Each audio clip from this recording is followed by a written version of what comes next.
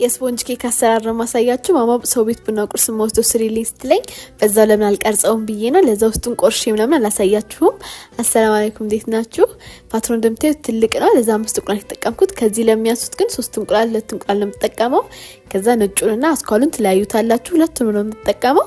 ከዛ ነጩ ላይ 1 ኩባያ ስኳር የተጠቀምኩት። ቀስ ቀስ ያላችሁ እየመታችሁ ቀስ ያላችሁ ነው ባንዴ ስኳሩ እንዳትጨምሩት። ከዛ እነዚህ በጣም ይሞላል፣ ሳህናችሁ ይሞላላችኋል። ይሄ ነው ለስላሳ የሚያደርገው ኬካችሁን።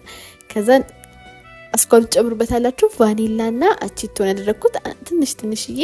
ከዛ አንዴ በደንብ ትከመሱታላችሁ። ክሬምነቱ በጣም ነው ደስ የሚለው።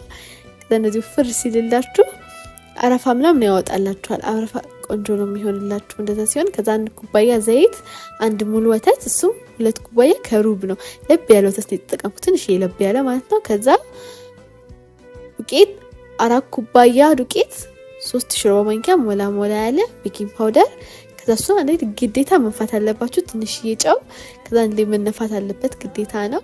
ከዚህ በኋላ መምቻ ምናምን ተጠቀሙ፣ ቀስ ያላችሁ በእጃችሁ የምትደርሱት። ቤኪንግ ፓውደር ከጨምራችሁት በኋላ በጣም ስትመቱት አይነፋላችሁ ማለት ነው። ከዛ ፓትራችሁ ላይ ዘይትና ዱቄት ወለም ታረጋላችሁ። ስትገለብጡት ደግሞ ከመሃል ጀምሩ እኩል እንዲሆንላችሁ። ከዛ አየሩን ማስወጣት ነው። ኦቨን ውስጥ ደቂቃውን አላስኩለትም፣ ግን ከ20